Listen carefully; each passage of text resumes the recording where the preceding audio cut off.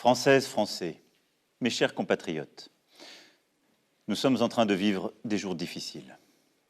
Dans le Grand Est, comme en Île-de-France, les services hospitaliers sont saturés.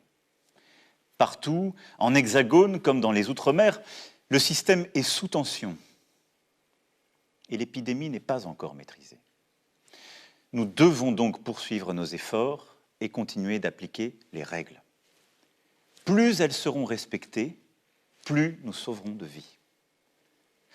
C'est pour cela que le confinement le plus strict doit encore se poursuivre jusqu'au lundi 11 mai.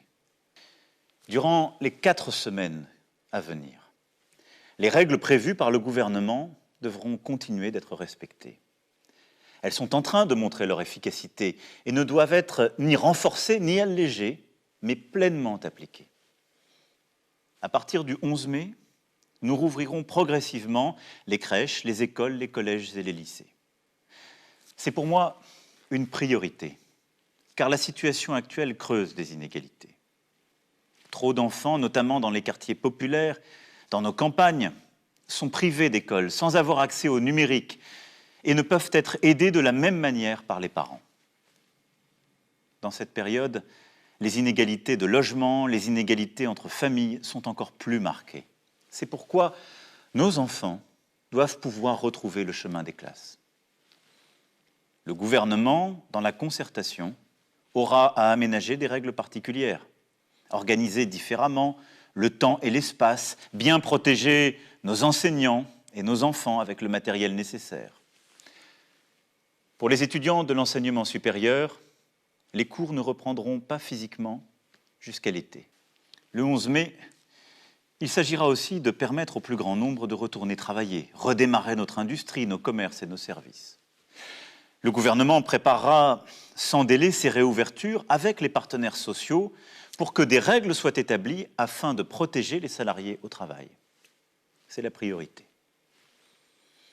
Les lieux rassemblant du public, restaurants, cafés et hôtels, cinémas, théâtres, salles de spectacle et musées resteront en revanche fermés à ce stade.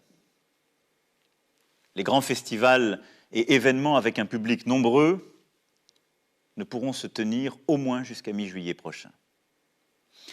La situation sera collectivement évaluée à partir de mi-mai, chaque semaine, pour adapter les choses et vous donner de la visibilité.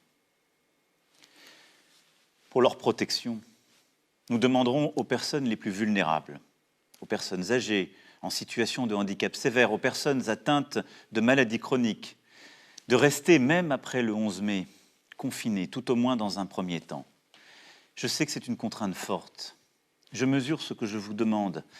Et nous allons, d'ici le 11 mai, travailler à rendre ce temps plus supportable pour vous.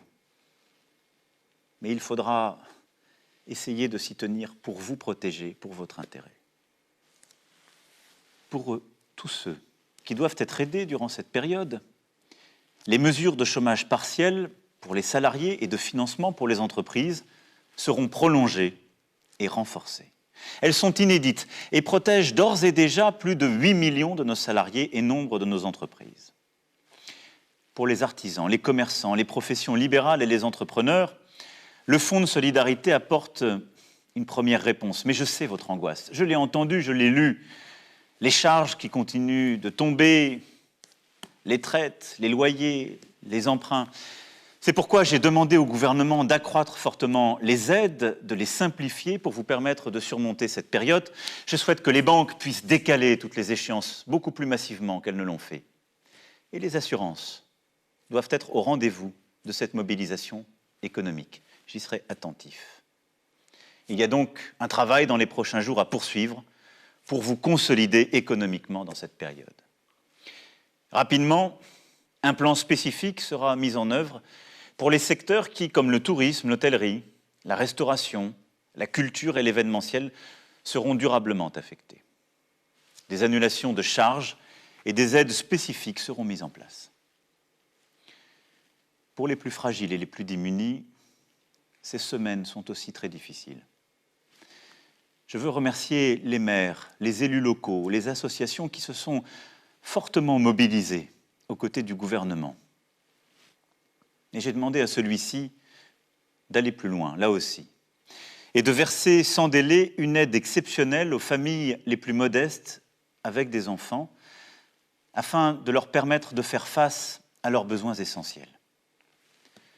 Les étudiants les plus précaires, vivant parfois loin de leur famille, en particulier lorsque celles-ci viennent d'outre-mer, seront aussi aidés. Je souhaite aussi que les hôpitaux et les maisons de retraite puissent permettre d'organiser pour les plus proches, avec les bonnes protections, la visite aux malades en fin de vie, afin de pouvoir leur dire adieu. Nous aurons, à partir du 11 mai, une organisation nouvelle pour réussir cette étape. L'utilisation la plus large possible des tests et la détection est une arme privilégiée pour sortir au bon moment du confinement. D'ici là, et dans les prochaines semaines, nous allons continuer d'augmenter le nombre de tests faits chaque jour. C'est ce qui, depuis 15 jours, est fait. Durant les semaines à venir, j'ai demandé que ces tests soient d'abord pratiqués sur nos aînés, nos soignants et les plus fragiles. Et que nous puissions continuer de mobiliser partout tous les moyens de faire des tests, c'est-à-dire tous les laboratoires publics et tous les laboratoires privés. Le 11 mai, nous serons en capacité de tester toute personne présentant des symptômes. Nous n'allons pas tester toutes les Françaises et tous les Français, ça n'aurait aucun sens. Mais toute personne ayant un symptôme doit pouvoir être testée. Les personnes ayant le virus pourront ainsi être mises en quarantaine, prises en charge et suivies par un médecin. Pour accompagner cette phase, plusieurs innovations font l'objet de travaux avec certains de nos partenaires européens, comme une application numérique dédiée qui, sur la base du volontariat et de l'anonymat, permettra de savoir si oui ou non l'on s'est trouvé en contact avec une personne contaminée. Vous en avez sûrement entendu parler. Le gouvernement aura à y travailler, il ne faut négliger aucune piste, aucune innovation. Mais je souhaite qu'avant le 11 mai, nos assemblées puissent en débattre et que les autorités compétentes puissent nous éclairer. Car cette épidémie ne saurait affaiblir notre démocratie ni mordre sur quelques libertés. Jusqu'à nouvel ordre, nos frontières, avec les pays non européens, resteront fermées. Nous déploierons ensuite tous les moyens nécessaires à la protection de la population. En complément des gestes barrières que vous connaissez bien et qu'il vous faudra continuer à appliquer, l'État, à partir du 11 mai, en lien avec les maires, devra permettre à chaque Français de se procurer un masque grand public. Pour les professions les plus exposées et pour certaines situations comme dans les transports en commun, son usage pourra devenir systématique. Sachons dans ce moment sortir des sentiers battus, des idéologies et nous réinventer. Moi le premier. Il y a dans cette crise une chance. Nous ressouder, éprouver notre humanité, bâtir un autre projet dans la concorde. Un projet français, une raison de vivre ensemble, profonde. Dans les prochaines semaines, avec toutes les composantes de notre nation, je tâcherai de dessiner ce chemin qui rend cela possible.